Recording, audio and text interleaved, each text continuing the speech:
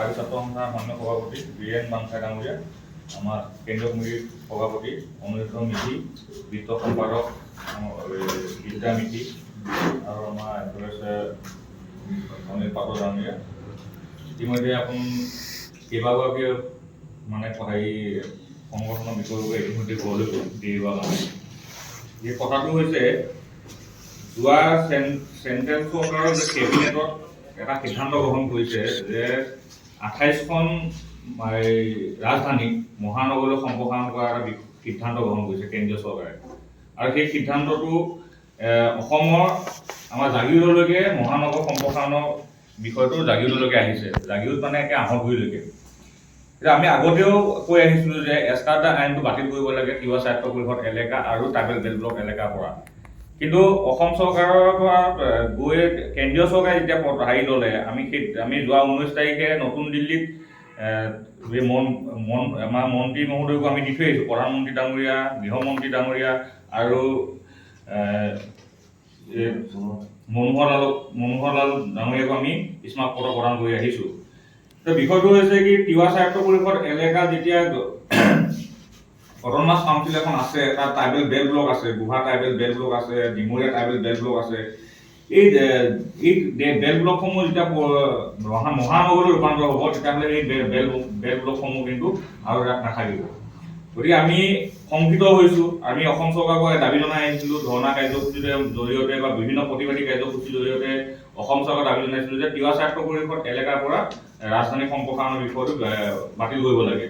ঠিক তেনেকৈ ৰাভা হাছঙতো আছিলে, ৰাভা হাছং স্বায়ত্ত পৰিষদৰ এলেকাৰ যি মহানগৰ সম্প্ৰসাৰণৰ বিষয়টো আছিলে, সেই ৰাভা হাছঙৰ পৰা কিন্তু তাক প্ৰত্যাহাৰ কৰাৰ কথা ক'লে। আৰু আমাকো কৈছিলে যে প্ৰতিশ্ৰুতি দিছিলে অসম চৰকাৰে যে তিৱা অট'নমাছ কাউন্সিল আৰু ট্ৰাইবেল বেল্ট ব্লকত কোনো হেৰি নোহোৱাকৈ আমি তাতে মহানগৰ সম্প্ৰসাৰণ কৰিম।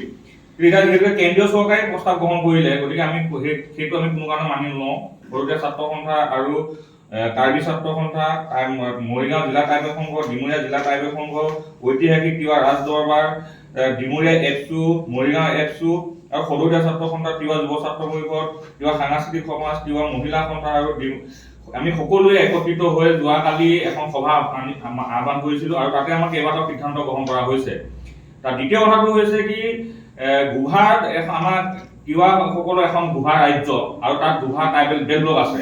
সেই তিৱা ট্ৰাইবেল বেল্ট ব্লকত, গুভা ট্ৰাইবেল বেল্ট ব্লকত ইতিমধ্যে ভাৰতীয় বায়ু সেনাৰ যি মানে অস্ত্ৰ ভাণ্ডাৰ নিৰ্মাণৰ কাৰণে 300ৰো অধিক ভূমি, 300 বিঘাৰো অধিক ভূমি তেখেতসকলে চৰকাৰে অধিগ্ৰহণ কৰিবৰ কাৰণে এক চেষ্টা চলাইছে আৰু ইতিমধ্যে তেওঁ জৰীপ কৰিছে।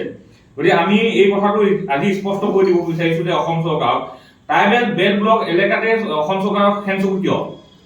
অকল ট্ৰাইবেল বেল্ট ব্লক এলেকাত ডিমৰীয়া ট্ৰাইবেল বেল্ট ব্লক কৈ আছে যে তেখেতসকলে ট্ৰাইবেল বেল্ট ব্লকক ক্ষতি নোহোৱাকৈ মহানগৰ হওক বা কিবা হেৰি প্ৰজেক্ট ল'ব, কিন্তু ট্ৰাইবেল বেল্ট ব্লকতে চকু কিয় অসম চৰকাৰক? গতিকে আমি আজি আপোনালোকৰ সংবাদ মাধ্যমৰ জৰিয়তে আমি অসমৰ মাননীয় মুখ্যমন্ত্ৰী ডাঙৰীয়াক স্পষ্টকৈ জনাই দিব বিচাৰিছোঁ যাতে অতি শীঘ্ৰে তেওঁ স্পষ্ট হওক যে ট্ৰাইবেল বেল্ট ব্লকত ধ্বংস কৰা যি ষড়যন্ত্ৰ এইটো লিপ্ত হ'ব নালাগে। অন্যথা কিন্তু তিৱা ৰাইজ কিন্তু বা জনজাতি ৰাইজ কিন্তু বহি নাথাকে। দ্বিতীয় কথাটো হ'ল কি তিৱা স্বায়ত্ত পৰিষদৰ যি 6টা সমষ্টি আছে, জাগিৰোড, নখোলা, নেলিখোলা, জোনবিল, এই সমষ্টিসমূহ কিন্তু তাত বিলুপ্ত হ'ব। গতিকে এইটো আমি আশংকা আমি প্ৰকাশ কৰিছোঁ।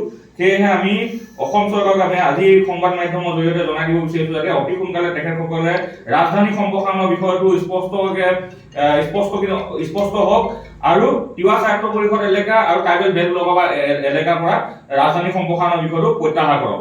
দ্বিতীয়তে যিটো গুভা ট্ৰাইবেল বেল্ট ব্লকত ভাৰতীয় বায়ু সেনাৰ অস্ত্ৰ ভাণ্ডাৰটো নিৰ্মাণ কৰিবৰ কাৰণে যিটো পদক্ষেপ গ্ৰহণ কৰিছে সেইটো তেখেতসকলে বাতিল কৰক। আৰু তাৰ লগে লগে আমি যোৱাকালি গোটেই সংগঠনসমূহ বহি আমি কেইটামান সিদ্ধান্ত গ্ৰহণ কৰিছোঁ। এমহীয়া আমাৰ এটা আন্দোলনৰ কাৰ্যসূচী আমি ঘোষণা কৰিছোঁ। অহা 2 জানুৱাৰী তাৰিখে জাগিৰোডত 2 ঘণ্টীয়া গণধৰ্ণা কাৰ্যসূচী অনুষ্ঠিত কৰা হ'ব।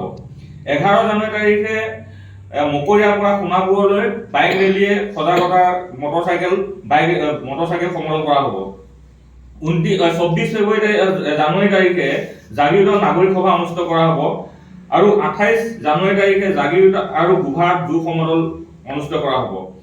তাৰ পাছত 2 ফেব্ৰুৱাৰী 2025 তাৰিখে গুহাত এক বিশাল গণসমাৱেশ এই দুইটা বিষয়ক লৈ পেলাই ৰাজধানী সম্প্ৰসাৰণ আৰু এইটো গুহা যি ভাৰতীয় বায়ু সেনা অস্ত্ৰ ভাণ্ডাৰ নিৰ্মাণৰ কাৰণে যি পদক্ষেপ গ্ৰহণ কৰিছে অসম চৰকাৰে এই দুইটা স্পেচিয়েলি এই দুটা বিষয়ক লৈ পেলাই কিন্তু আমি বিশাল গণসমাৱেশ অনুষ্ঠিত কৰিম। আমাৰ কাৰ্বি ছাত্ৰ কথাটো হ'ল কি আজি আমাৰ এই সংবাদমেলৰ জৰিয়তে আমি অসম চৰকাৰক যিখিনি কথা জনাব বিচাৰিছোঁ এই সিদ্ধান্তবিলাক যদি তেওঁলোকে বাতিল নকৰে অন্যথা অনাগত দিনত কিন্তু জনজাতীয় স্থানান্তৰ হৈ বহি নাথাকে আৰু লগে লগে আমি জংগী আন্দোলন যিকোনো পৰ্যায়ত আমি আগুৱাই নিবৰ কাৰণে আমি প্ৰস্তুত আছোঁ। গতিকে আমি সেই অসম চৰকাৰক আমি এই সংবাদমেলৰ জৰিয়তে সকীয়াই দিছোঁ আৰু স্পষ্ট কৰি দিব বিচাৰিছোঁ যে তেওঁলোকে এই সিদ্ধান্তবিলাক বাতিল কৰক। এই সিদ্ধান্তবিলাক বাতিল কৰিলেহে আমি শান্ত হ'ম। যদি বাতিল নকৰে যিখিনি ইছ্যু যিখিনি কথা সন্মানীয় সম্পাদক ডাঙৰীয়া কৈ গৈছে গতিকে সেই সিদ্ধান্তবিলাক এই কথাবিলাক যদি তেওঁলোকে বাতিল নকৰে তেতিয়াহ'লে অন্যথা আমি যিকোনো কাৰণত আমাৰ আন্দোলন ক্ষিপ্ৰতৰ কৰিব কাৰণে বাধ্য হ'ম। ধন্যবাদ।